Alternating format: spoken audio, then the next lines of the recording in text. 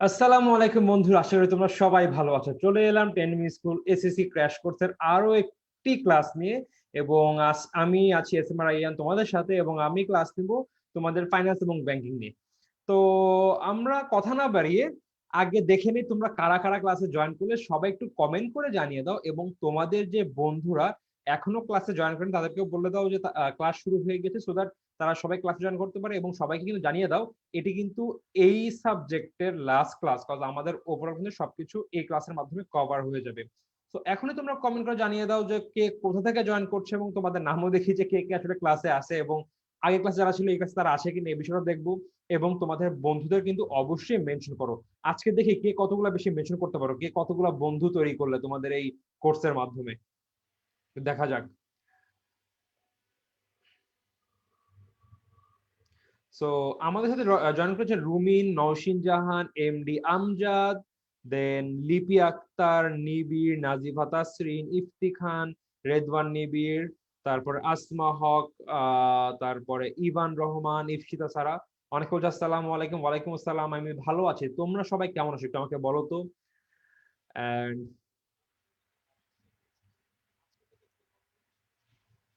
Ishraq join করেছে, রিজওয়ানা নিসা join করেছে, তাজিম join করেছে, দেন নাজিফা তাসনিম বলছে কেমন আছেন ভাইয়া, আলহামদুলিল্লাহ ভাইয়া ভালো আছি, তুমি কেমন আছো জানিয়ে দাও তো আমাকে এখনই।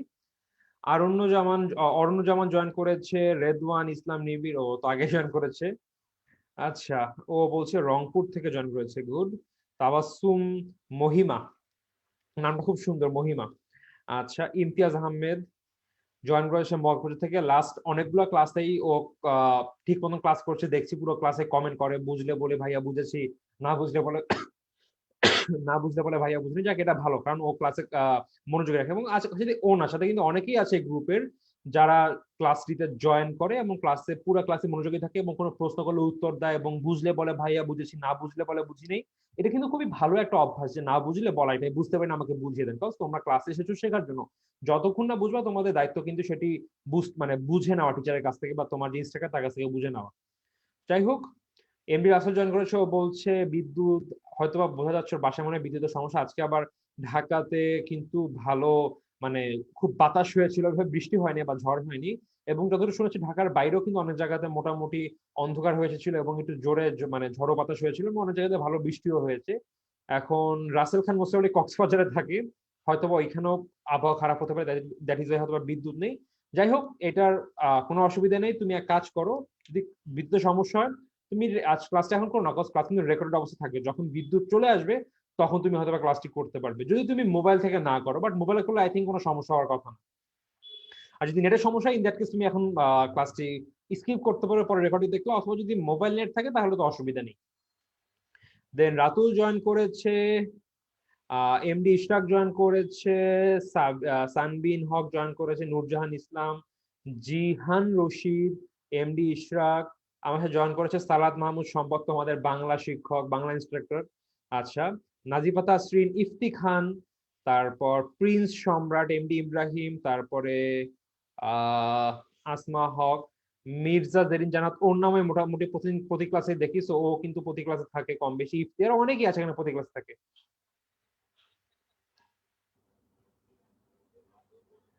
আচ্ছা, প্রিন্স সম্রাট, আচ্ছা নিসা, অনেকে কিন্তু জয়েন করে ফেলেছে, আচ্ছা ভালো কথা। সো আচ্ছা, একজন কি সাবা উদ্দিন বলছে নেপাল থেকে, তাই নাকি? তুমি নেপালে থাকো নাকি? আচ্ছা, যেটাই হোক, এখন কথা হচ্ছে আছে কিন্তু আমাদের এই কোর্সের লাস্ট ক্লাস, মানে আমাদের এসএসসি ক্র্যাশ কোর্স আছে, এটার এই কোর্স বলতে আমাদের ফাইন্যান্সের লাস্ট ক্লাস কিন্তু, কজ তোমাদের 6টি অধ্যায় ছিল। প্রথম মানে প্রথম সাইডে ছিল, প্রথম সাইডে বলতে সেখানে আমাদের ফাইন্যান্স সাইডে ছিল হচ্ছিল আমাদের প্রথম অধ্যায়টি, তারপর ছিল মূলধনী আয় ব্যয় প্রাক্কলন। আমি চেষ্টা করেছি তোমাদের সবগুলো মানে 5টি ক্লাসে খুব ভালোভাবে বুঝিয়ে দেওয়ার, এবং সব রকম সমস্যা আই থিঙ্ক সেখানে আমি অ্যাড্রেস করেছি। যদি কোনো রকম কোনো প্রশ্ন আসে তোমরা অ্যান্সার করতে পারবে আই গেস। এবং তোমাদের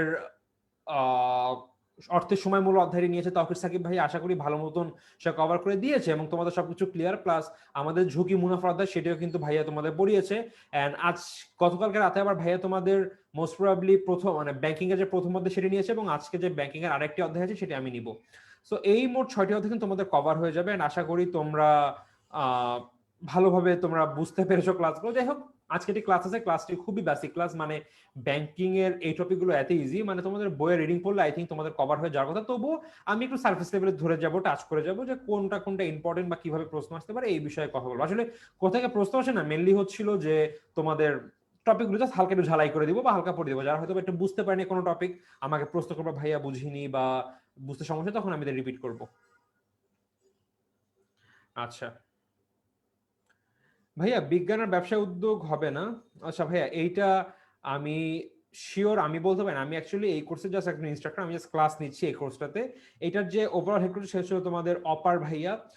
ভাইয়া তোমাদের ফিজিক্স ক্লাস নেয় সায়েন্সের, সো ভাইয়াকে নক দিলে জানতে পারো। বাট আমার জানা মতে এই কোর্সে শুধুমাত্র অ্যাকাউন্টিং এবং মানে কমার্স বা বিজনেস স্টাডিজের ক্ষেত্রে খালি অ্যাকাউন্টিং এবং আমাদের ফাইন্যান্সের ক্লাসটা হবে, যেহেতু এখানে ম্যাথমেটিক্যাল কিছু টার্মস আছে, দ্যাট ইজ ভাই এইসবের জন্য খালি এই দুটো কোর্সের আপাতত ক্লাস হচ্ছে। এখন ব্যবসায় উদ্যোগে ক্লাস হবে কিনা এটা অ্যাকচুয়ালি আমি ভালো বলতে পারি না। আমাকে ইনস্ট্রাকশন দেওয়া ছিল যে ফাইন্যান্সের ক্লাস নিতে হবে, আমি পারবো কিনা। তখন চিন্তা করে দেখলাম আচ্ছা আমার যেহেতু মোটামুটি স্লাইড হালকা পাতলা বানানো আছে বা মোটামুটি কন্টেন্ট রেডি, আমি একটু ফ্রিও আছি, আর আমি যেহেতু ফাইন্যান্স ক্লাসে নেই, কেন না একটু ক্লাস নেই, একটু যা পারি আমি এটা আমি আমার ছোট ভাই বোনদের মধ্যে একটু বিলাই দিই, দ্যাট ইজ ওয়াই ক্লাসটি নেওয়া। বাট কোন ক্লাস হবে কি হবে না কিন্তু অ্যাকচুয়ালি আমি ঠিক বলতে পারছি না। সো যদি এইটা তোমরা ক্লাস চাও বা প্রয়োজন হয়, তোমরা অপার ভাইয়ের সাথে কথা বলো, তাকে নক দাও। যদি সে ক্লাস অ্যাপ্রুভ দেয় তাহলে হয়তো বা আমাদের কোনো ইনস্ট্রাক্টর ক্লাসটি নিয়ে নেবে। সো আর কথা না বাড়ি আমরা ক্লাসটিতে আগিয়ে যাই। সো আমাদের এখানে অনেকে চলে এসেছে অলরেডি এবং দেখলাম অনেকেই কমেন্ট করে ফেলেছে। যাই হোক, আমরা আজকে আলোচনা করব হচ্ছিল বাণিজ্যিক ব্যাংক, বাণিজ্যিক ব্যাংক ও তার পরিচিতি। সো আমাদের বাণিজ্যিক ব্যাংকে আমরা কিন্তু ব্যাংক সম্পর্কে আমাদের প্রথম অধ্যায় ছিল, মানে যেটি তকির ভাইয়া কালেক্ট করেছিল, এটা মোস্টলি ছিল ব্যাংক সম্পর্কে প্রাথমিক ধারণা বা হোয়াট ইজ ব্যাংক। ব্যাংক বলতে কিন্তু অনেক রকম ব্যাংক আছে, কেন্দ্রীয় ব্যাংক, দেন সমবায় ব্যাংক, বাণিজ্যিক ব্যাংক, একক ব্যাংক, আর অনেক রকম ব্যাংক আমরা এখানে হালকা পেয়েছি। বাট এইখানে আমরা মূলত বাণিজ্যিক ব্যাংক নিয়ে আলোচনা করবো, কজ আমাদের আশেপাশে যত রকম ব্যাংক দেখি এর বেশিরভাগই কিন্তু বাণিজ্যিক ব্যাংক। বাণিজ্যিক ব্যাংক বলতে মূলত সেই সকল ব্যাংক যেগুলো মুনাফা অর্জনের উদ্দেশ্যে কাজ করে। যাই হোক, এখন এখানে না বলে আমি জাস্ট একবারে আমাদের ধারণা বা একদম মেন স্লাইডে চলে যাই। সো আচ্ছা,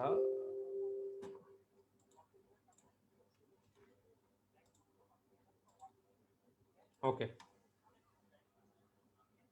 সো বাণিজ্যিক ব্যাংকের ধারণা, বাণিজ্যিক ব্যাংক কি? মুনাফা অর্জনের উদ্দেশ্যে, এটি হচ্ছিল সবচেয়ে ইম্পর্টেন্ট লাইন।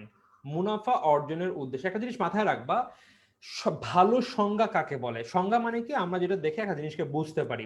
সংজ্ঞা, একটা ভালো সংজ্ঞার রুলস হচ্ছে সংজ্ঞা একদম সহজবোধ্য হবে এবং একটা সংজ্ঞার মধ্যে যেই বিষয়ের সংজ্ঞা সেইটার বৈশিষ্ট্যগুলা, মেইন বৈশিষ্ট্য থাকলে সেই সংজ্ঞাটা খুবই বেশি পারফেক্ট হয় বা খুবই বেশি ভালো হয়। আমাদের বইয়ের সংজ্ঞাগুলো মোটামুটি খুবই ভালো, আমাদের যে স্যারা লিখেছেন তারা খুবই ভালোভাবে লিখেছে।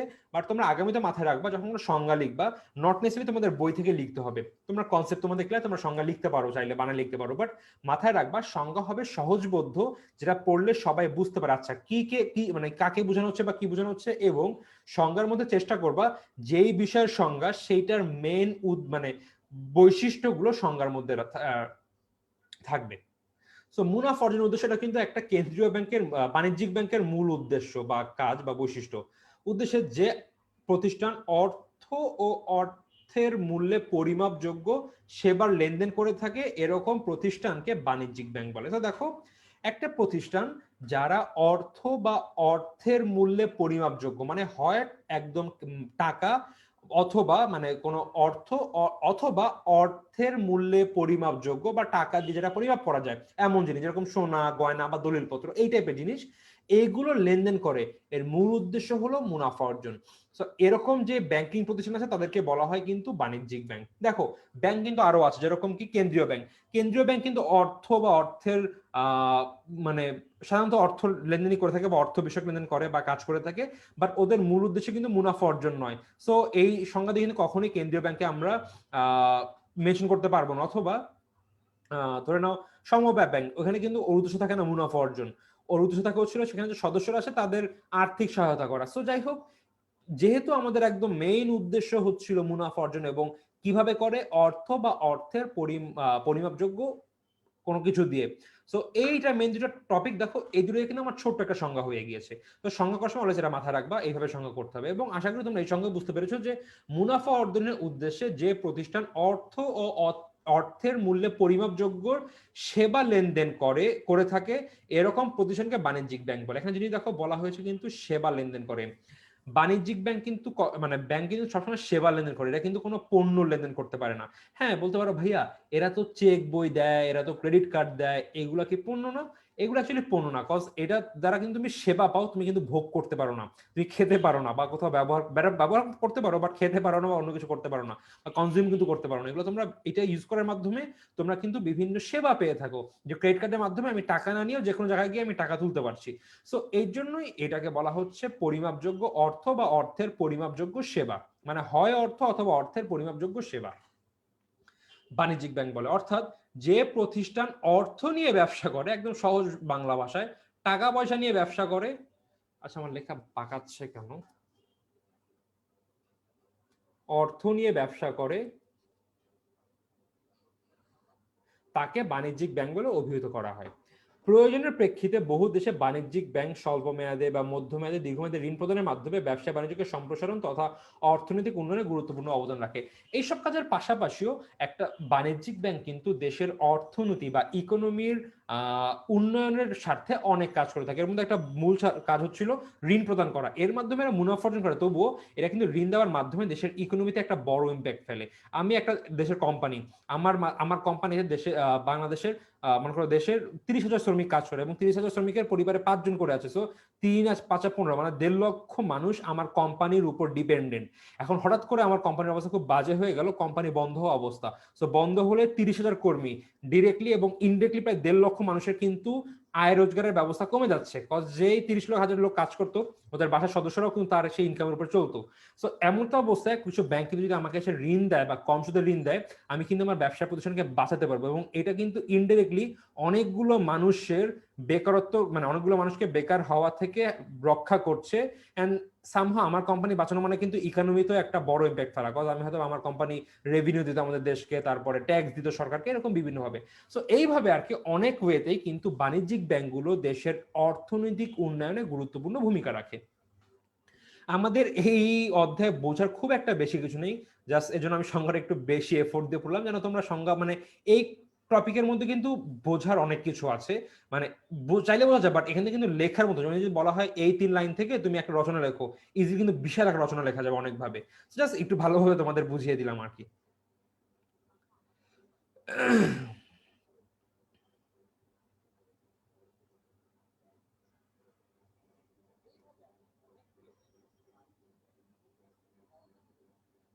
আচ্ছা, তো এইবার আমরা দেখব বাণিজ্যিক ব্যাংকের মূল উদ্দেশ্য কি। অনেক কাজ তো করে, অনেক কিছুই করে, বাট এর মেইন উদ্দেশ্য কি বা মেইন কোন রিজনে ওরা অ্যাকচুয়ালি ব্যবসা করে। তো আমরা এবার এর উদ্দেশ্য সম্পর্কে জানবো। উদ্দেশ্য থেকে সৃজনশীল আসলে উদ্দেশ্য থেকে প্রশ্ন হওয়ার চান্স খুবই বেশি, খুবই খুবই বেশি। অ্যাকচুয়ালি এই অধ্যায়ে মোট টপিক আছে 4টির মতো। উদ্দেশ্য, দেন কার্যবলী, দেন আয়ের খাত, অর্থ কি বলে কোথা থেকে টাকা পায় মানে কোন কোন উৎস, অর্থের উৎস এবং আয় ব্যয়ের খাত, 4টাই। সো এখান থেকে যে কোনো জায়গা থেকে প্রশ্ন আসতে পারে, বাট এর মধ্যে এই উদ্দেশ্যটা খুবই বেশি গুরুত্বপূর্ণ। সো মূল উদ্দেশ্য মুনাফা অর্জন।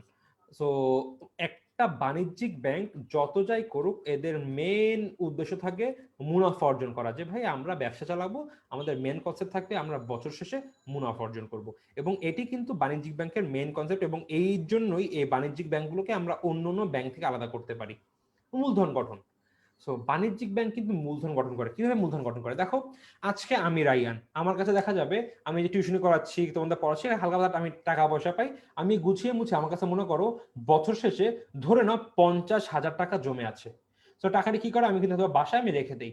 বাট বাণিজ্যিক ব্যাংকগুলো কি বলবে, ভাই তুমি কেন, মানে আমাকে তো বলবে না, বিভিন্ন অ্যাডের মাধ্যমে বলবে যে এখানে টাকা জমা রাখলে এত% সুদ দেওয়া হবে বা এই সুবিধা দেওয়া হবে, বা টাকা জমা রাখলে এই কার্ড দেওয়া হবে। তো আমি দেখবো আচ্ছা যেহেতু আমি টাকার আমার ডরে ফেলে রাখছি, আমি কাজ করি ব্যাংকে জমা রাখি। ব্যাংকে রাখলে আমি হয়তো বা সুদ পাবো না চলতি হিসাবে, বা তেমন সুদ দেওয়া হবে না, তবে আমি কি পাবো, চেক বই পাবো, একটা ক্রেডিট কার্ড পাবো, সো কি ডেবিট কার্ড পাবো আর কি। তো কি হবে, আমি কোনো বিপদে পড়লে আমি জাস্ট কার্ডটা ইউজ করে আমি টাকা বের করে ফেলতে পারবো যে কোনো এটিএম বুথ থেকে, আমার বাসায় এসে টাকা নেওয়া লাগবে না। তো এই চিন্তা করে কিন্তু আমি একটা অ্যাকাউন্ট খুলতে পারি। এখন এই যে দেখো আমার কাছে 50,000 টাকা আছে বা আমার কাছে 20,000 টাকা আছে, এরকম আমার মতো কিন্তু ধরে নেই আমার কাছে আছে 20,000 টাকা, এরকম কিন্তু বাংলাদেশে এই আমার মতো মনে করো অ্যাটলিস্ট 1 লক্ষ মানুষ আছে। তো কত টাকা হলো বলো তো? একক, দশক, শতক, হাজার, অযুত, লক্ষ, নিযুত, কোটি, 200 কোটি টাকা। দেখো তো এইভাবে কিন্তু প্রচুর মানুষ, 200 কোটি তো আমরা just বললাম, এটা তো মানে হাজার হাজার লাখ লাখ কোটি টাকা আছে আসলে বাজারে এরকম। তো এরকম মানুষের কাছে টাকা পয়সা আছে, এরকম বিভিন্ন ভাবে কিন্তু বাণিজ্যিক ব্যাংকগুলো কি করে মানুষের কাছ থেকে টাকাগুলো, যে ভাই দেখো তোমার কাছে রাখলে চুরি হওয়ার সম্ভাবনা, এই সম্ভাবনা সেই সম্ভাবনা, আমার কাছে রাখো, কোনো একদমই থাকবে। এখন এই যে টাকাগুলা পড়ে আছে এইগুলা কি করে তারা গঠন করে, দেখো যদি কোনো একটা ব্যাংক এই টাকাটা পায় 200 টাকা, তাকে বিশাল মূলধন হবে, তখন কি করবে এরা এই টাকাগুলো বিভিন্ন জায়গায় কিন্তু বিনিয়োগ করতে পারবে বা দেশের ইকোনমিতে অন্য কোনো কোম্পানিকে ঋণ দিতে পারবে বা কোনো ব্যক্তিকে ঋণ দিতে পারবে, আলটিমেটলি তখন কাজে লাগানো যাবে। যেটা আমরা এতদিন আমার ডরে পড়েছিল সেই টাকাটা এখন অন্য অন্য জায়গায় কাজে লাগছে। তারপর বিনিময়ের মাধ্যম, দেখো বিনিময় কিসের মাধ্যমে হয়, আমরা কি দিয়ে বিনিময় করে থাকি, অর্থের মাধ্যমে। এবং অর্থ কে প্রচলন করে, কেন্দ্রীয় ব্যাংক। তবে বাণিজ্যিক ব্যাংকগুলো কিন্তু অর্থের প্রচলন করে থাকে, বাট মুদ্রা দিয়ে না বা নোট দিয়ে না, এরা করে অন্য একটা ওয়েতে, সেটা হচ্ছিল বিভিন্ন, যেরকম দেখো চেক, হুন্ডি, বিনিময় বিল, এইসবের মাধ্যমে। ধরো না চেক, তুমি আজকে একটা মোবাইল কিনবে, মোবাইলের দাম হচ্ছিল 20,000 টাকা বা ধরে নাও 30,000 টাকা ফোন কিনবে, তুমি তোমার আব্বুকে নিয়ে গেলে যে আব্বু ফোন কিনবো, তখন মানে তুমি নিয়ে গেলে আসে কিনবে ফোন, হ্যাঁ সব ঠিক আছে। এখন তোমার আব্বু কি করলো, সেখানে গিয়ে ফোন কিনে একটা চেক লিখে দিল, বা কি করলো একটা ডেবিট কার্ড বা একটা ক্রেডিট কার্ড দিয়ে পাঞ্চ করে টাকা দিয়ে আসলো। তো দেখো তোমার আব্বু কিন্তু মুদ্রা নিয়ে যায়নি, বাট তোমাকে একটা 30,000 টাকা দামে একটা ফোন কিনে দিয়েছে। সো এই যে একটা ওয়েতে কিনেছে, এইগুলো কিন্তু আলটিমেটলি কেন্দ্রীয় ব্যাংক প্রচলন করছে, যে ভাই টাকা লাগবে না, বাট আমি একটা বিনিময়ের মাধ্যম বানাই দেবো যেটা তুই টাকা ছাড়াই তুই কাজ করতে পারবি। একটা মানে খুবই একটা ভালো একটা কনফিডেন্ট একটা ওয়ে করে দিল। আলটিমেটলি তারা কিন্তু বিনিময়ের মাধ্যম সৃষ্টি করছে, জনকল্যাণ। মুনাফা অর্জনের পাশাপাশি জনকল্যাণ বাণিজ্যিক ব্যাংকের একটি পরোক্ষ উদ্দেশ্য, একটা মুখ্য উদ্দেশ্য না হলো এটি কিন্তু তাদের একটি পরোক্ষ উদ্দেশ্য। কি উদ্দেশ্য, জনকল্যাণ। কিভাবে, দেখবা অনেক ব্যাংকই কিন্তু বোর্ডের রেজের উপর বৃত্তি দেয়। তারপর অনেক ব্যাংক দেখবা বিভিন্ন সময় বন্যাতে এইখানে ওইখানে গিয়ে বিভিন্ন খাদ্য বা বস্ত্র কিন্তু করে, বা দেখবা যখন বিভিন্ন বন্যা হয় ওই সময় কি করে বিভিন্ন ব্যাংক এরা এরিয়াতে কি বলে যে আমরা এরিয়া থেকে পুরাতন জামা কাপড় বা বস্ত্র তুলছি বা কাপড় চোপড় তুলছি, যে আপনারা চান আমাদের কাছে দিয়ে যান, আমরা এটা গিয়ে ওই এলাকার মানুষের কাছে দিয়ে আসবো।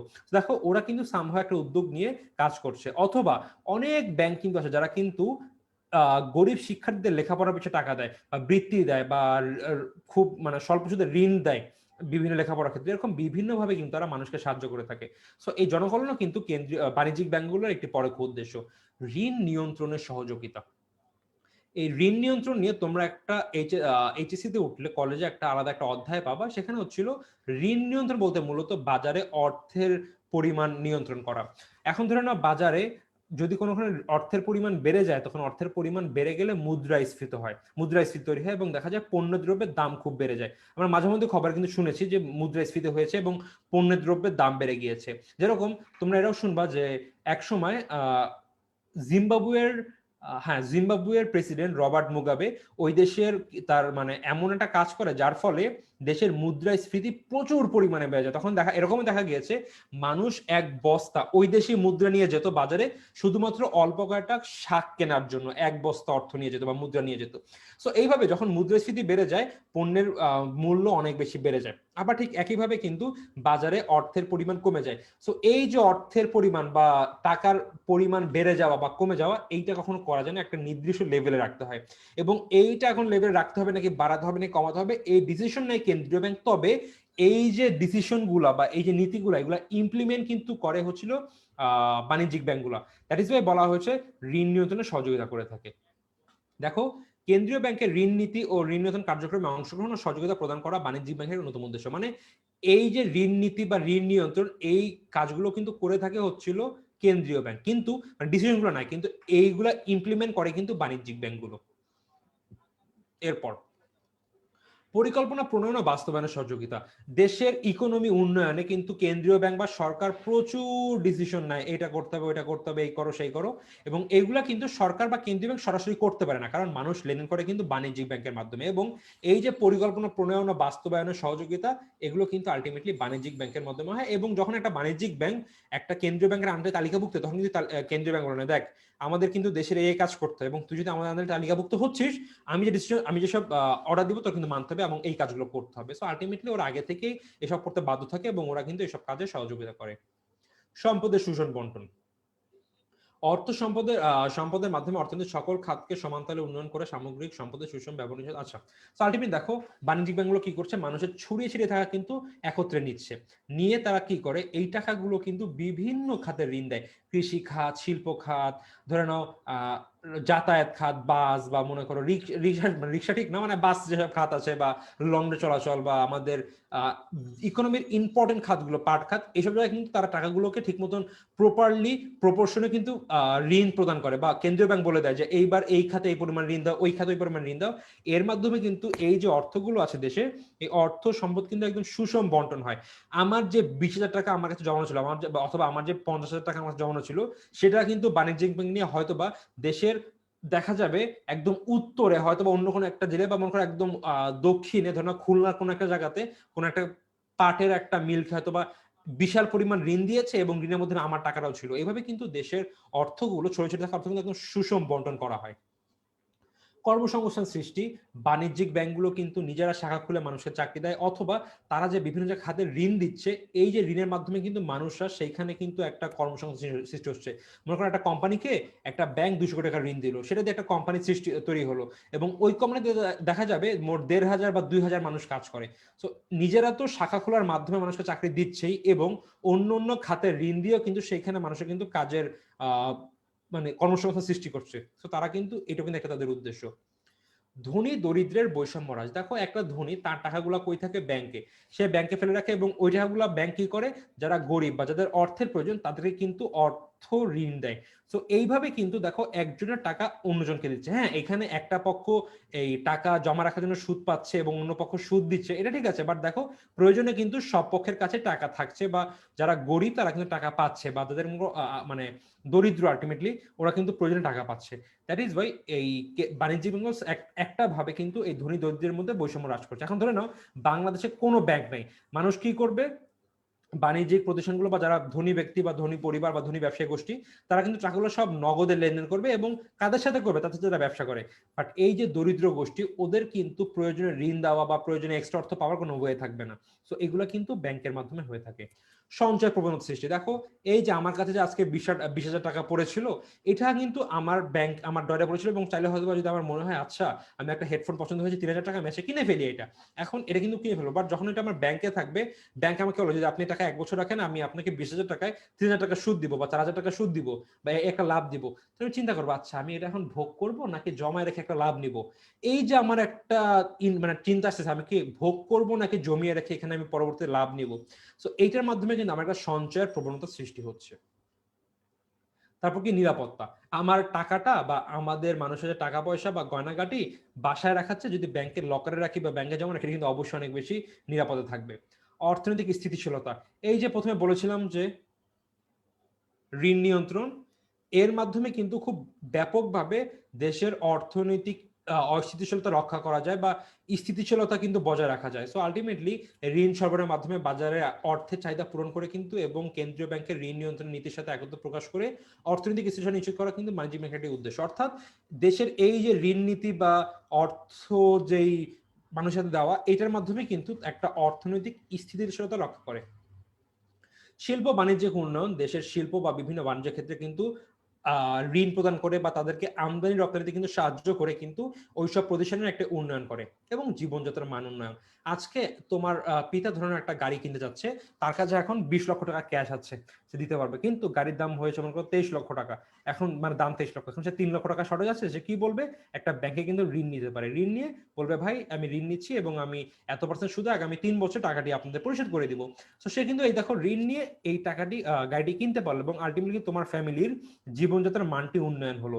যদি ব্যাংক না থাকতো এটা কিন্তু সহজ হতো না। বা আরো ব্যাংক দেখা যায় 50-50 দেয়। মনে করো একটা সম্পত্তির দাম 10 কোটি টাকা, 5 কোটি তোমার পকেটে দিতে হবে, 5 কোটি ব্যাংক দিবে। বা মনে করো তুমি দিবা মাত্র 3 কোটি টাকা, ব্যাংক দিবে 7 কোটি টাকা। এরকম কিন্তু রেশিও ধর অনেক মানুষকে সাহায্য করে এবং এর মাধ্যমে কিন্তু জীবনযাত্রার মান উন্নয়ন করে। তো এইগুলো ছিল আলটিমেটলি পার্টিকুলার ব্যাংকের উদ্দেশ্য। এর বাদে আরো অনেক উদ্দেশ্য আছে, অনেক গুরুত্বপূর্ণ আছে, অনেক উদ্দেশ্য আছে, অনেক লেস ইম্পর্টেন্ট উদ্দেশ্য আছে। বাট যেগুলো পড়লাম তোমরা একটু বলো তো যে তোমরা বুঝতে পারলা কিনা যে ব্যাংক কি বা ব্যাংকের উদ্দেশ্য, এই বিষয়গুলো তোমরা বুঝতে পেরেছো কিনা একটু আমাকে কমেন্ট করে জানিয়ে দাও তো। অনেকক্ষণ পড়ালাম, একটা টপিক পুরো শেষ করে ফেললাম, একটা মেইন টপিক। তুমি একটু বলো তো তোমরা বুঝতে পেরেছো কিনা। আমাকে একজন বলছে ভাই হুন্ডি কি বেআইনি? আচ্ছা, হুন্ডি কি এর আগে বুঝতে হবে। হুন্ডি হচ্ছিল মানে হুন্ডি জিনিসটাই বেআইনি এবং এটা হচ্ছিল কি আমি ইলিগাল ওয়েতে এক দেশের অর্থ অন্য দেশে নিয়ে যাব এবং এটা সম্পূর্ণ ইলিগাল। এবং হুন্ডি করতে বা অর্থ পাচার যদি ধরা খায় সরাসরি জেল, এবং সাধারণত এইসব জায়গায় জামিন হয় না, একদম খুব মারাত্মক আকারে জেল হয় এটা।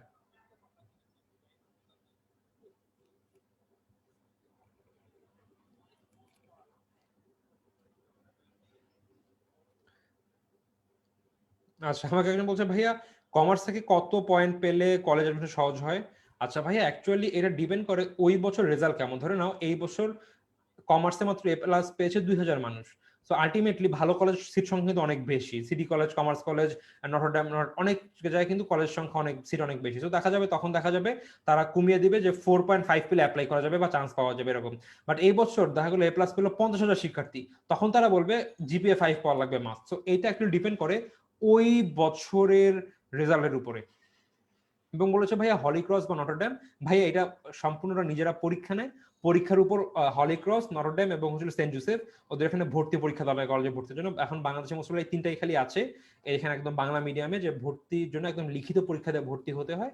অ্যান্ড ওইখানে রেজাল্ট জিপি অ্যাকচুয়ালি খুব একটা না। হ্যাঁ, একটা মানে প্রতি বছর একটা সার্কুলার দিয়ে দেয় যে আমাদের অ্যাপ্লাই করতে অ্যাটলিস্ট এই জিপিএ লাগবে, অ্যান্ড এই জিপিএর পরে তোমরা ভর্তি পরীক্ষা দাও, ভালো করে চান্স পাবা, খারাপ করলে বাদ। হয়তো একটা ছেলে পেয়েছে 4.75, সে পরীক্ষা দিয়ে ভালো করে চান্স পেলো, বাট একজন ছেলে পেয়েছিল গোল্ডেন, বাট তার ভর্তি পরীক্ষা খারাপ হলো, সে বাদ পড়ে যাবে।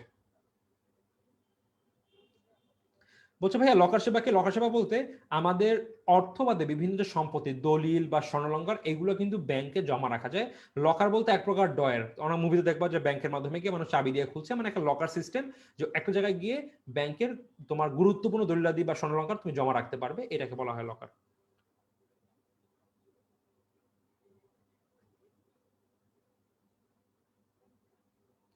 ভাই আমি কোন কল ভাই, আমি আসলে ঢাকা সিটি কলেজ থেকে এইচএসসি দিয়েছি। ঢাকা ঢাকা কলেজ, ইফতি বলতে ঢাকা কলেজ, আমি ঢাকা সিটি কলেজ থেকে পরীক্ষা দিয়েছি। আমি ঢাকা সিটি কলেজে পড়তাম। আচ্ছা তোমরা বলো তো তোমরা বুঝেছো কিনা।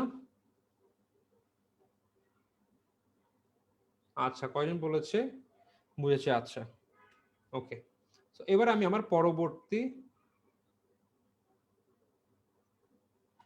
ভাইয়া 4.4 পয়েন্টের বেশি পেলে ঢাকার মধ্যে সরকারি কলেজে চান্স পাওয়ার সম্ভাবনা থাকে? আহ, হ্যাঁ ভাইয়া, অবশ্যই চান্স থাকে। অ্যান্ড এটা অ্যাকচুয়ালি ডিপেন্ড করে, বললাম যদি কোনো কারণে ওই বছর প্রচুর জিপিএ 5 পায় তাহলে কিন্তু হয়তো দেখা যাবে একটু কঠিন হয়ে যাবে, বাট দেখা গেল সে বছর রেজাল্ট একটু খারাপ হলো, ওই বছর ইজি হয়ে যাবে। আচ্ছা,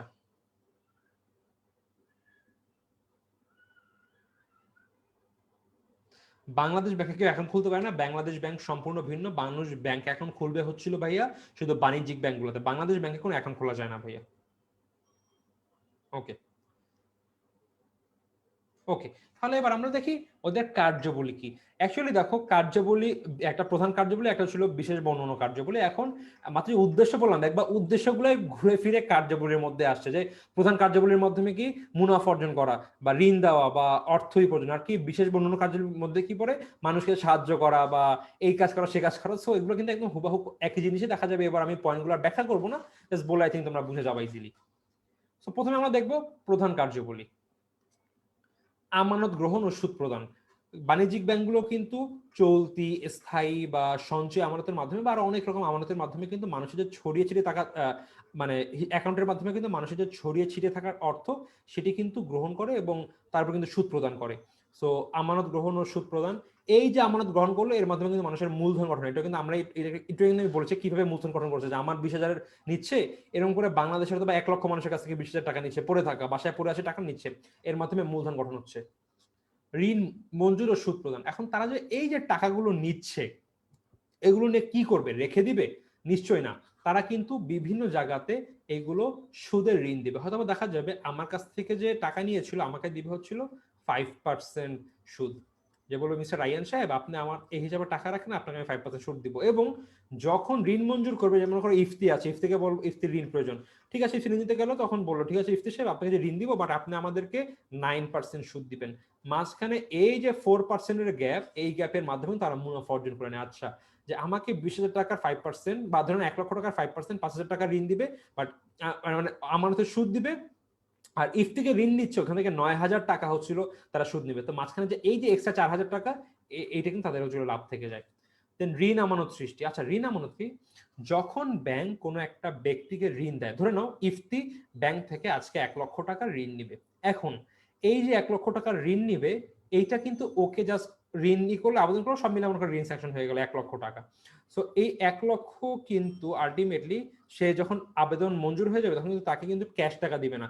তখন ইফতিকে বলেন আচ্ছা ইফতি সাহেব আপনি কাজ করেন, আপনাকে তো টাকা দিব, ক্যাশে তো দেওয়া যাবে না, আপনার কাজ করেন, আপনি একটা অ্যাকাউন্ট খোলেন আমাদের ব্যাংকে, আমি ওই অ্যাকাউন্টে আপনাকে টাকাটি দিয়ে দিবেন, আপনি সেই অ্যাকাউন্ট থেকে টাকা তুলতে পারবেন চেকের মাধ্যমে বা কার্ডের মাধ্যমে এইভাবে।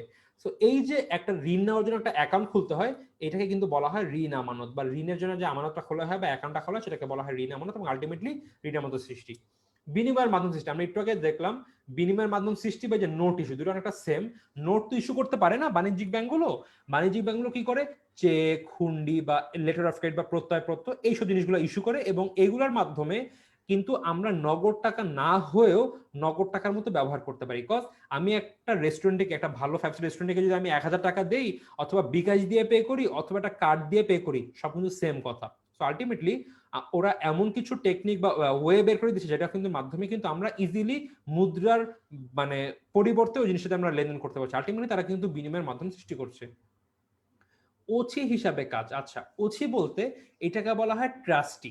ওছির বাংলা হচ্ছিল, সরি ইংলিশ হচ্ছিল ট্রাস্টি। ট্রাস্টি কি? ওছি হিসাবে যখন কাজ করে মূলত, আমি আজকে একটা ব্যাংকের কাছে গিয়ে বলবো যে দেখেন ভাই, আমি রাইয়ান, আমি এই কাজ করি, এন্ড আমার এখন একটা, আমি যে আর্থিকভাবে সচ্ছল, আমার একটা সনদপত্র লাগবে।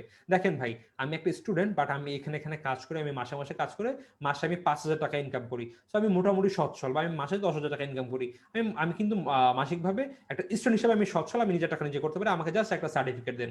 তো এই যে একটা ওসি তখন ব্যাংক দেখবে, আচ্ছা সে যে তথ্য দিল সব ভেরিফাই করবে, আচ্ছা সে কোথায় পড়ছে, ঠিক আছে এই তো এইটা সত্য, সে কোথায় চাকরি করছে, আচ্ছা সে মানে লেখাপড়ার পাশাপাশি এখানে কিছু স্টুডেন্ট পড়াচ্ছে, এবং সে কি করছে, 10 স্কুলের ক্র্যাশ করছে, ক্লাস নিচ্ছে, এবং সেখান থেকে সে এতগুলো ক্লাস নিচ্ছে, এইভাবে সে ইনকাম করছে, এরকম সে অনেক কিছু দেখে, বা সে এরকম স্টুডেন্ট পড়াচ্ছে, এই জিনিসগুলো দেখে তখন বলে আচ্ছা ঠিক আছে, তাহলে ওই ব্যক্তি মোটামুটি যে বলেছে এবং সে যা ইনকাম করছে সে হয়তো বা এখন সচ্ছল বা সচ্ছল না, তাদের একটা মার্ক থাকবে, সেটার উপর ডিপেন্ড করে বলবে। যদি দেখে তখন তারা সার্টিফিকেট দিবে, আচ্ছা এই ব্যক্তি এইভাবে ইনকাম করছে এবং সে বর্তমানে সচ্ছল, তার কোনো দায় দেনা নেই, এর কোনো সার্টিফিকেট দিবে। এরকম বিভিন্ন কাজে বিভিন্ন ব্যক্তি ট্রাস্টি হিসাবে কাজ করে, অথবা একটা ব্যক্তি জায়গায় কোথাও লেনদেন করবে, এখন তার ভরসা কি যে সে ওইখানে ব্যবসা করতে গিয়ে তার পার্টনারের সাথে সে বেইমানি করবে না। এইসব ক্ষেত্রে ব্যাংক কি করে, সেই ব্যক্তির মানে নেয় যে ঠিক আছে সেই ব্যক্তি ট্রাস্টি হিসেবে কাজ করতে, সে যদি কোনো 2 নাম্বারই করে, আমরা সে যে ক্ষতি করবে কোম্পানির বা ব্যবসায়, আমরা দিয়ে দেবো। এইভাবে আলটিমেটলি ট্রাস্টি কাজ করে থাকে। আমদানি রপ্তানি, বা তোমরা হয়তো পড়বে এলসি, লেটার অফ ক্রেডিট। দেখো, আজকে তুমি বাংলাদেশে কাজ করছো এবং বাংলাদেশে ব্যবসা করছো। এখন ব্যবসাকে তুমি একটা ছাপাখানার কোম্পানির মালিক, তুমি ছাপাও হয়তো বা কাগজপত্র বা অন্য কিছু। এখন তোমার একটা বড় মেশিন কিনতে হবে, মেশিনগুলো ভালো এবং কম দামে কোথায় পাওয়া যায়, চীনে পাওয়া যায়। এখন তুমি চীনে একটা ওয়েবসাইট দেখলে একটা কোম্পানি বিক্রি করছে, এখন তোমার ওইটাই প্রয়োজন, তুমি এখন তাদেরকে মেল করবা যে মিস্টার এই কোম্পানি বা মিস্টার অমুক, আমি আপনার কোম্পানির এই জিনিসটা কিনতে চাই। তুমি সেই ব্যক্তির সাথে জীবনে ফোনেও কথা বলো নাই, কখনো দেখো নাই, জানো না সে কি ছেলে নাকি মেয়ে, বা কোম্পানির মালিকের ছেলে নাকি মেয়ে, কিছু জানো, তুমি জাস্ট কোম্পানি বরাবর একটা মেল করছো। কোম্পানি তোমাকে মেইলের ফিরতি মেসেজ দিবে যে হ্যাঁ আচ্ছা আপনার কোথায় লাগবে, কবে লাগবে, আমরা পাঠিয়ে দিব। কিন্তু দেখো, এখন এইটা সে কিন্তু তোমাকে বাকিতে পাঠাবে, হয় মানে সে আগে মেশিন পাঠাবে দেন তুমি টাকা পাঠাবা, অথবা তুমি আগে টাকা পাঠিয়ে দিবে, সে টাকা পেলে তোমাকে মেশিন পাঠাবে। কিন্তু তুমি কিভাবে তাকে ভরসা করবে যে সে টাকা নিয়ে টাকাটি মেরে দিবে না, বা সে তোমাকে কিভাবে ভরসা করবে যে সে আগে মেশিন পাঠালে তুমি ওরা টাকা পাঠাবা না? এর জন্য কি করে, দুটি পক্ষ দুই দেশের দুই বাণিজ্যিক ব্যাংকে বা তালিকাভুক্ত ব্যাংকের কাছে যায় যে ভাই এই যে আমি মানে আমি একটা মেশিন আনবো, সো একটা ব্যাংকের কাছে গেলাম যে ভাই আমি ওই দেশ থেকে মেশিন আনতে চাই এবং সে এই ব্যাংকের মাধ্যমে কাজ করতে চায়। এখন আমি আমার ব্যাংকের সাথে কথা বলবো, সে তার ব্যাংকের সাথে কাজ করবে, এন্ড ব্যাংকে ব্যাংকে তখন একটা চুক্তি হবে যে আচ্ছা এরা আমার মক্কেল এন্ড আমার পক্ষ থেকে সে মানে সে কাজ করবে, যদি কোনো ঝামেলা করে আমি বিষয়টি দেখে নিব।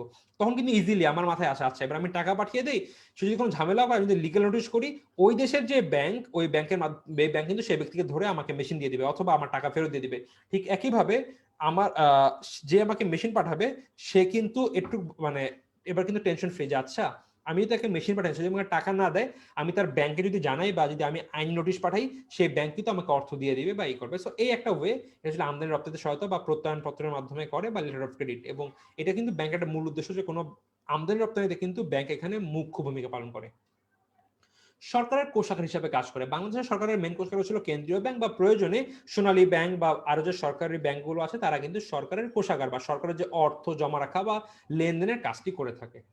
এইগুলো ছিল মূলত বাণিজ্যিক ব্যাংকের প্রধান কার্যবলী বা মেন কার্যবলী। এবার আমরা দেখবো ছিল অন্যান্য কার্যবলী।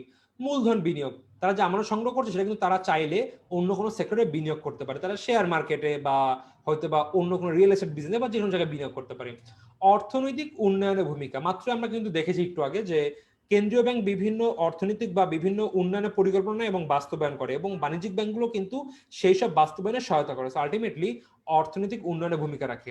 অর্থ স্থানান্তর, আমি কিন্তু প্রয়োজনে আজকে এখনই ঢাকা থেকে খুলনায় আমার চাচার অ্যাকাউন্টে টাকা পাঠাতে পারি। সো এই যে টাকা পাঠানোর কাজ এটা কিন্তু বাণিজ্যিক ব্যাংক করে থাকে। অর্থে নিরাপত্তা প্রদান, এই যে আমার টাকাটি আমি ব্যাংকে রাখছি আর কিন্তু পুরো সেফ, কারণ আমার যাই হোক আমার আলার মতো আমার কোনো টাকার কোনো সমস্যা হবে না। সো অর্থে নিরাপত্তা প্রদান করছে। পরামর্শ দান, আজকে আমি একটা ব্যবসা করতে চাই এবং ব্যবসা করতে গিয়ে আমার একটা পরামর্শ প্রয়োজন। এখানে বিভিন্ন ব্যাংকে বললাম, অনেক ব্যাংকের সুবিধা থাকে যে এইসব ক্ষেত্রে তারা পরামর্শ দিয়ে থাকে। তো কি করলাম, আমি ব্যাংকে গেলাম, বললাম ভাই আমি আপনার মক্কেল এন্ড আমি এই কাজটা করতে চাচ্ছি, এখন এটা কি করা লাভবান হবে নাকি হবে না বা করলে কি অসুবিধা আছে আমাকে জানান। ইন দ্যাট কেস তারা কিন্তু সামান্য চার্জের মাধ্যমে বা কমিশন না ঠিক চার্জের এগেইনস্টে তারা কিন্তু আমাকে বিভিন্ন দিবে। কর্মসংস্থান সৃষ্টি, আমি একটু আগে বলেছি যে তারা নিজেদের শাখাতে মানুষদের চাকরি দেয় অথবা তারা যেখানে বিনিয়োগ করে বা ইনভেস্ট করে বা লোন দেয়, ওই লোনের মাধ্যমে যে মানুষ নতুন মানে ব্যবসা প্রতিষ্ঠান খুলে সেখানেও কিন্তু অনেক মানুষের কর্মসংস্থান সৃষ্টি হয়। ঋণ নিয়ন্ত্রণ, বাজারে ঋণ নিয়ন্ত্রণ করতে কেন্দ্রীয় ব্যাংকের মেন দায়িত্ব, কিন্তু এটা কিন্তু বাণিজ্যিক ব্যাংকগুলো করে থাকে। কৃষি উন্নয়ন, শিল্প উন্নয়ন, আঞ্চলিক উন্নয়ন, দেশের কৃষি খাতে, শিল্প খাতে বা কোনো পার্টিকুলার এরিয়ার উন্নয়নের ক্ষেত্রে কিন্তু এই ব্যাংকগুলো বিভিন্নভাবে ঋণ দিয়ে বা অথবা কিন্তু সিএসআর বা কর্পোরেট সোশ্যাল রেসপন্সিবিলিটির মাধ্যমে বা এই যে জনকল্যাণের স্বার্থে কিন্তু কাজ করতে পারে এবং এর মাধ্যমে কিন্তু বিভিন্ন আঞ্চলিক উন্নয়ন ঘটাতে পারে। সো আচ্ছা, আমাকে একজন বলছে ভাই এই চ্যাপ্টারে কি ম্যাথ থাকবে? ভাই ব্যাংকিং এর কোনো অধ্যায় কোনো ম্যাথ নাই, সো চিন্তা করার কিছু নেই। সো এই ছিল আমাদের বাণিজ্যিক ব্যাংকের প্রধান কাজ এবং বিশেষ অন্যান্য কাজ। এবার আমরা পড়বো তহবিলের উদ্দেশ্য, আয়ের উৎস এবং ব্যয়ের উৎস। এই তিনটা স্লাইড বাকি আছে আমাদের। ওকে, এইটা খুবই ইম্পর্টেন্ট একটা জিনিস, সেটা হচ্ছিল বাণিজ্যিক ব্যাংকের তহবিলের উৎস কি। তোমাদের প্রশ্ন আসতে পারে যে মনে করো এরকম একটা উদ্দীপক আসলো, মিস্টার করিম এমন একটা ব্যাংকে কাজ করে যাদের মূল উদ্দেশ্য মুনাফা অর্জন, জাস্ট উদ্দীপক শেষ। গয় নাম কি বললাম, করিম না? আচ্ছা ধরেন আমি এবার বলি, মিস্টার করিম এমন একটা জায়গাতে ব্যাংকে কাজ করে যাদের মূল উদ্দেশ্য মুনাফা অর্জন। সো গয় আসলো, মিস্টার করিম যেই ব্যাংকে কাজ করে সেই ব্যাংকের তহবিলের উৎস সম্পর্কে আলোচনা করো।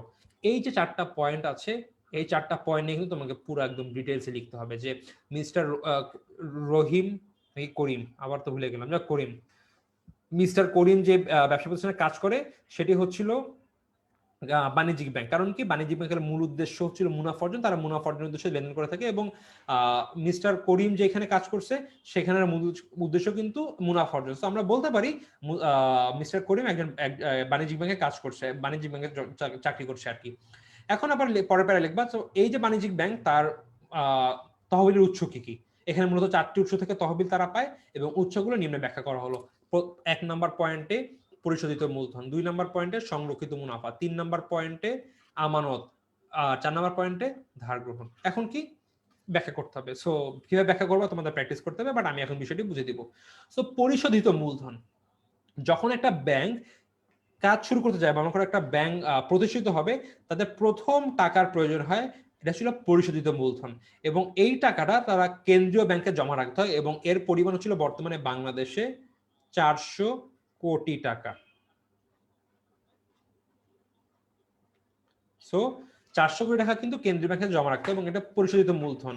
কারণ কি, যদি কখনো এই ব্যাংক মানুষের সাথে 2 নাম্বারই করতে যায়, তখন কিন্তু এই 400 কোটি টাকা কেন্দ্রীয় ব্যাংকের কাছে আসে, তারা কিন্তু তখন সেই টাকা দিয়ে যাদের সে ক্ষতি করেছে ওদেরকে দিয়ে দিবে, বা কখনো যদি কোনো ব্যাংকটি বিপদে পড়ে, তখন কিন্তু এই টাকা থেকেই সে ব্যাংকগুলোকে কেন্দ্রীয় ব্যাংক সাহায্য করবে। সো আলটিমেটলি পরিশোধিত মূলধন ছিল যখন ব্যবসা শুরু করতে গেলে যেই অর্থটি কেন্দ্রীয় ব্যাংকের কাছে জমা রাখা লাগে, সেটাকে বলা হয় পরিশোধিত মূলধন। এবং এটি যদি এক মালিকানা বংশীদারি ব্যাংকে হয়, তাহলে নিজেদের পকেট থেকে দেওয়া লাগবে, অথবা যদি যৌথ মূলধনী ব্যাংকিং প্রতিষ্ঠান হয়, তাহলে হচ্ছিল শেয়ার বিক্রির মাধ্যমে কিন্তু অর্থ সংগ্রহ করে দিতে হবে। সংগ্রহ তহবিল, বাণিজ্যিক ব্যাংকের মূল উদ্দেশ্য কি? মুনাফা অর্জন। এখন মুনাফা অর্জন করেছে মনে করো 500 টাকা, বা 500, ধরো না 500 টাকা। এখন 500 টাকা কি করবে? মালিকরা নিয়ে নিবে? নিশ্চয়ই না। এর একটা অংশ নিবে মালিক, ধরে নাও 200 টাকা, আর বাকি 300 টাকা কি করবে? রেখে দিবে। কেন? ভবিষ্যতে কাজে লাগানোর জন্য বা বিনিয়োগ করার জন্য। এবং প্রয়োজনে কিন্তু এই যে 300 টাকা রেখে দিয়েছে, এটাকে বলা হচ্ছে সংরক্ষিত তহবিল বা সংরক্ষিত মুনাফা। এই যে সংরক্ষিত তহবিল, এর দিয়ে কিন্তু তার আগামীতে প্রয়োজন মতো কাজ করতে পারবে। আমানত, বাণিজ্যিক ব্যাংকের মূল যে টাকা, সেটা কিন্তু মূলত আসে হচ্ছিল আমানত থেকে। এই যে গ্রাহকদের কাছ থেকে চলতি, সঞ্চয়, স্থায়ী বিভিন্ন হিসাবে, যে চলতি, সঞ্চয়, স্থায়ী বিভিন্ন আমানত, মানে অ্যাকাউন্টের মাধ্যমে যে টাকা গ্রহণ করছে, এইটাই কিন্তু তারা আলটিমেটলি বিভিন্ন খাতে ব্যবহার করে থাকে, বা অন্য খাতে ঋণ দিয়ে থাকে বা বিনিয়োগ করে থাকে। সো আমানত হচ্ছিল একটা ব্যাংকিং প্রতিষ্ঠানের বাহ্যিক উৎসের মূল অংশ বা মূল সেক্টর। আর ধার গ্রহণ, প্রয়োজনে একটা বাণিজ্যিক ব্যাংক কেন্দ্রীয় ব্যাংকের কাছ থেকে অথবা অন্য অন্য বাণিজ্যিক ব্যাংকের কাছ থেকে কিন্তু ঋণ নিতে পারে, এবং ঋণ দিয়ে কিন্তু তারা ব্যবসা প্রতিষ্ঠান, তাদের মানে কোম্পানি চালাতে পারে। এই হচ্ছিল মূলত 4টা সেক্টর, যেগুলোর মাধ্যমে কিন্তু বাণিজ্যিক ব্যাংক তাদের তহবিল সংগ্রহ করে থাকে। তোমরা একটু বলো তো, এটা তোমরা বুঝতে পেরেছো কিনা?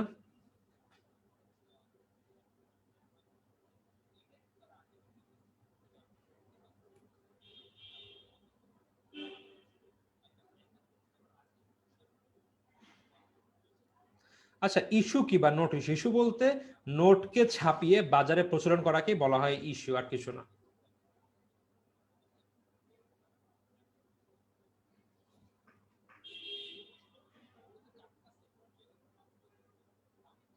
ওকে,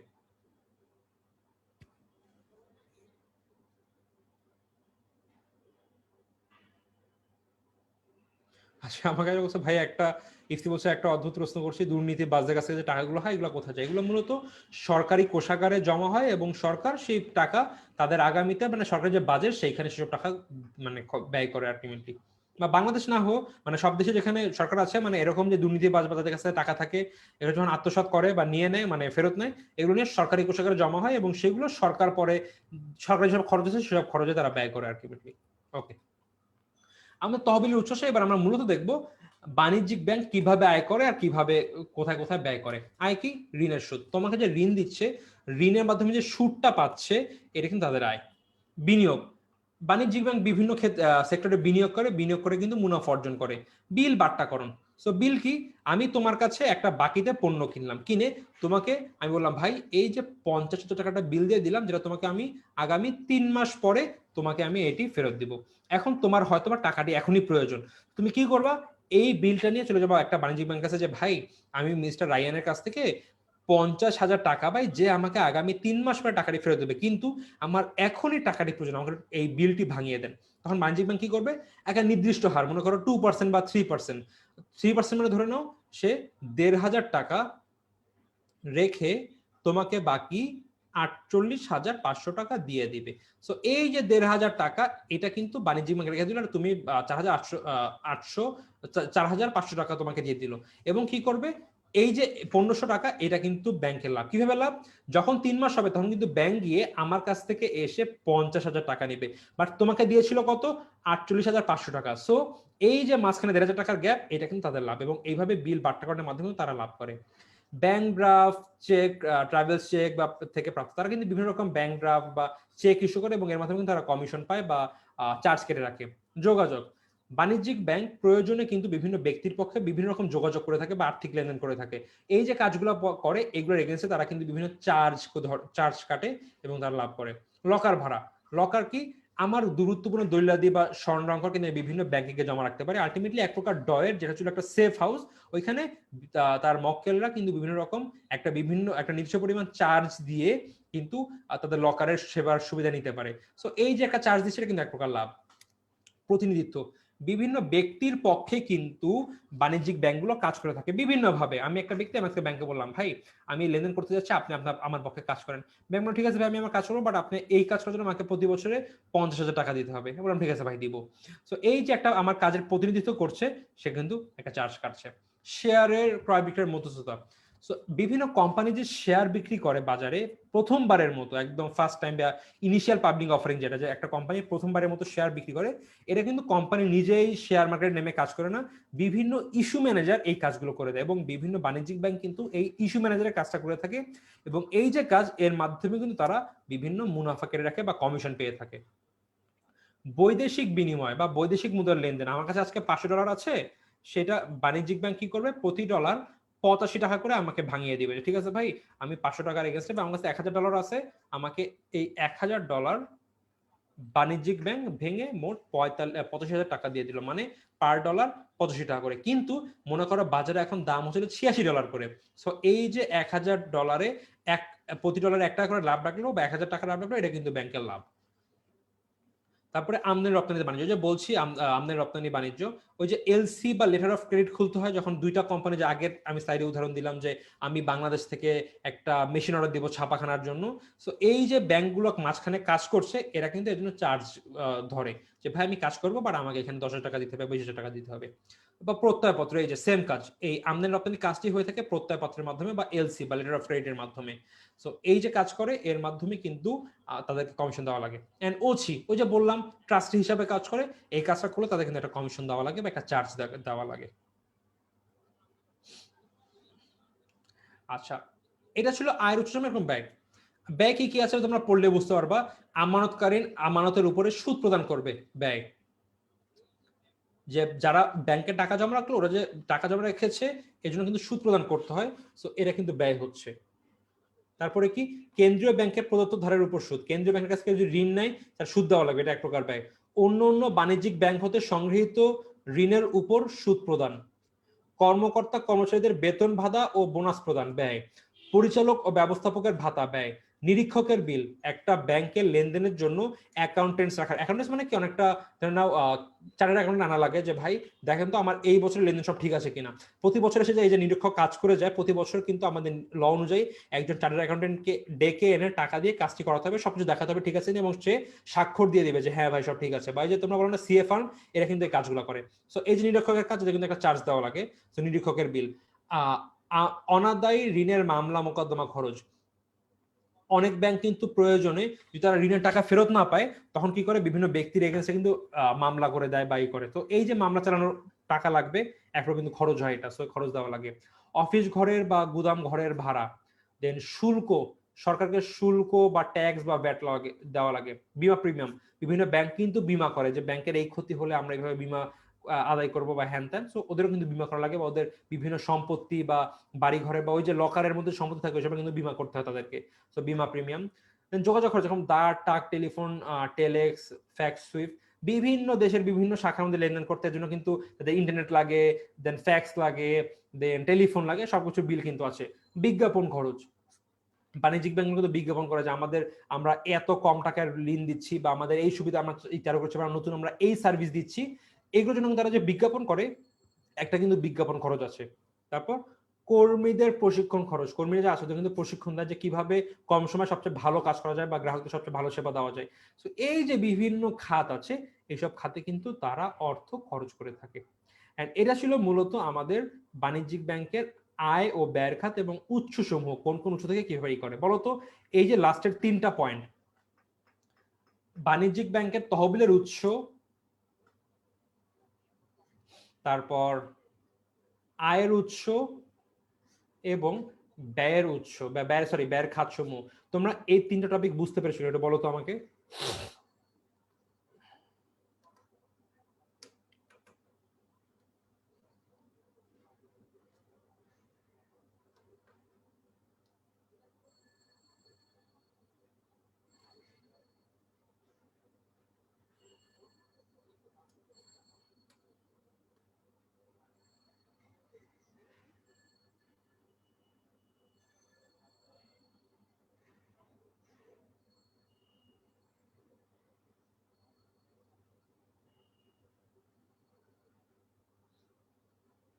আচ্ছা, আমাকে বলছে ভাইয়া বিল বাট্টাকরণটা বুঝিয়ে দেন। আচ্ছা, বিল বাট্টাকরণ কি? ধরে নাও আমি তোমার কাছে আজকে একটা পণ্য কিনলাম, একটা মেশিন কিনলাম, একটা মোবাইল মোবাইল কিনে বললাম ভাই আমি তোমাকে টাকা দিব না, একটা তোমাকে আমি 50,000 টাকা দামের একটা বিল দিয়ে দিলাম, যে বিলে লেখা আছে যে আমি মিস্টার রায়ান, কে প্রশ্নটা করলে? নূরজাহান ইসলাম। আমি মিস্টার রাইয়ান, আমি রাইয়ান নূরজাহানের কাছ থেকে আমি একটা মোবাইল কিনছি, যাকে আমি আগামী 3 মাস পরে 50,000 টাকা দিয়ে দিব। এখন তোমাকে আমি টাকা না দিয়ে একটা বিল দিলাম, এখন তুমি তো বিলে নিলে, কিন্তু তোমার টাকাটা মনে করো 1 মাস পরে মনে হলো তোমার টাকা প্রয়োজন, তুমি কি করবা? ব্যাংকের কাছে চলে যাবো, বলবো ব্যাংক আমি তোর মিস্টার রাইয়ানের কাছ থেকে 50,000 টাকা পাই, বাট আমার টাকাটাও আমাকে আরো 2 মাস পরে দিবে, বাট আমার এখন টাকাটি খুবই প্রয়োজন, আপনি একটু আমাকে কাইন্ডলি বারটা করে দেন।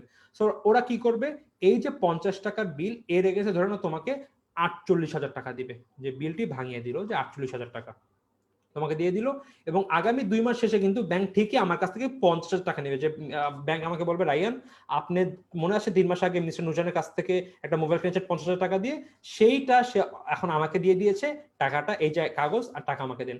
সো আমি ব্যাংকে 50,000 টাকা দিয়ে দেবো, কিন্তু ব্যাংক কিন্তু তোমাকে আরো 2 মাস আগেই 50,000 টাকার এগেন্সটে 48,000 টাকা দিয়েছিল। এই যে তুমি 50,000 টাকা এগেন্সটে টাকা নিলে, একটা ব্যাংকের কাছে টাকা নিয়ে নিলে সময়ের আগে, এটা ছিল মানে বিল বাট্টাকরণ। আর ব্যাংক করলো কেন? কারণ ওই যে এক্সট্রা 2,000 টাকা এটা তার লাভ থাকবে। আচ্ছা, সো আই থিঙ্ক আর কোনো সমস্যা নাই। তো এই ছিল অ্যাকচুয়ালি ক্লাস, আমাদের এই কোর্স শেষ হলো, এন্ড আশা করি তোমরা আমাদের ক্লাসে সবকিছু বুঝতে পেরেছো। এতদিন যে ক্লাস হয়েছে ইন টোটাল কত, আমি ক্লাস নিয়েছি 5টা 6টা 7টা, তকির ভাইয়া ওরকম 7 নিয়েছে, মানে আমাদের তোমাদের 12 13 14টার মতো ক্লাস হয়েছে। এন্ড এই ছিল ওভারঅল আমাদের ক্লাস। আই হোপ তোমরা আমাদের সবকিছু বুঝতে পেরেছো, এন্ড আমি ট্রাই করেছি আমার যথাসাধ্য মতে তোমাদেরকে সবকিছু বোঝানো। তুমি একটু কমেন্টে জানিয়ে দাও আমি যে ক্লাসে নিলাম তোমরা কেমন বুঝতে পেরেছো, বা আমার বুঝতে কোনো অসুবিধা আছে কিনা, বা আমার পড়া খারাপ লেগেছে কিনা আমাকে জানিয়ে দাও তো একটু, কারণ হয়তো বা তোমার সাথে আমাদের ক্লাস হবে না আমার, বা হলে হয়তো অন্য কোনো সময় হবে, বাট হয়তো বা এই কোর্সে ক্লাস হবে না। সো একটু জানিয়ে দাও। অ্যান্ড অবশ্যই আমি তোমাদের আগে চেষ্টা করছি, দেখো আমার কিন্তু আগে আয় ব্যয় মূলধনী আয় ব্যয় প্রাক্কলনে ক্লাস হচ্ছিল 3টা, বাট তোমাদের সাথে কথা বলে বুঝলাম না তোমাদের ক্লাস বেশি প্রয়োজন, তাই আমি 2টা ক্লাস বাড়িয়ে 5টা নিয়েছি। সো যদি তোমাদের মনে হয় ভাইয়া আমাদের আগামীতে আরো কিছু বুঝতে হবে, বা আমরা বুঝতে পারছি না, বা এইভাবে ক্লাস নেন, যেরকম এইচএসসি শিক্ষার্থীরা আমাকে বলেছিল যে ভাইয়া যেহেতু এইচএসসিটা একটু অনেক টাফ, টপিক গুলো বলেছিল ভাইয়া একটা কাজ করলে ভালো হয়, কোন পার্ট থেকে কিভাবে কি কোশ্চেন আসবে এই বিষয়টা আমাদের নিয়ে 1টা বা 2টা ক্লাস নেন, যে আচ্ছা এই অধ্যায় ধরে এখান থেকে এইভাবে প্রশ্ন আসতে পারে, যে বুঝাই দিলে আমাদের ভালো হবে। আমি ওদের হয়তো বা ক্লাস নিব 1টা বা 2টা এইভাবে। তোমাদের প্রয়োজনে তোমরা কাজ করো, গ্রুপে যে বিভিন্ন পোস্ট আছে পোস্ট করো যে আমাদের ক্লাস প্রয়োজন বা এটা প্রয়োজন, হয়তো আমি সেখানে দেখে আমি হয়তো সেভাবে ক্লাস পারবো, বা আমাকে যদি তোমাদের প্রয়োজন হয় একান্তই তোমরা মিলে আমাকে আমার ইনবক্সে মেসেজ করতে পারো যে ভাই আমাদের এই বিষয়ে ক্লাস প্রয়োজন, আমি ট্রাই করব ক্লাস নেওয়ার যদি সম্ভব হয়। আর যদি না লাগে আশা করি লাগবে না, কারণ সবকিছু বুঝিয়ে দিয়েছি, বা যদি প্রয়োজন হয় অবশ্যই আমাকে ইনবক্স করতে পারো আমার মেসেজে, আমি দেখবো, মেসেজ সিন করবো, অসুবিধা নেই, এবং তোমরা গ্রুপে পোস্ট করতে পারো। সো এই ছিল ভাইয়া আমাদের ক্লাস এখানে শেষ। আবার তোমাদের ইনশাআল্লাহ দেখা হবে অন্য কোনো একটা কোর্সে অন্য কোনো সময়। অবশ্য আমাদের হয়তো বা মডেল টেস্ট হবে তোমাদের কিছু, আমি ঠিক জানি না, যদি হয় তখন সলভ ক্লাসে তোমাদের সাথে দেখা হতে পারে। সো আশা করছি দেখা হবে ইনশাআল্লাহ, কারণ তোমরা এইচএসসি উঠবে, এইচএসসিতে আশা করি আবার আমাদের কোর্স সেন্টার করবে, সেখানে আবার ক্লাস নেবে, আবার দেখা হবে ইনশাআল্লাহ। দেখা হবে কোনো না কোনো এক সময়, কোনো অসুবিধা নেই। হয়তো বা তোমরা এখান থেকে অনেকেই দেখা যাবে ঢাকা ভার্সিটি ভর্তি হবে, হয়তো বা আমার ফ্যাকাল্টিতে চান্স পাবে ইনশাআল্লাহ, তখন দেখা হবে। আর তোমাদের নাম বলে আশা করি চিনতে পারবো যে আচ্ছা ভাইয়া তোমার ক্লাস করতাম। যাই হোক, এইখানে ক্লাসটা এখানে শেষ করছি। সবাই ভালো থাকবে, সবাই সুস্থ থাকবে, সবাইকে আসসালামু আলাইকুম।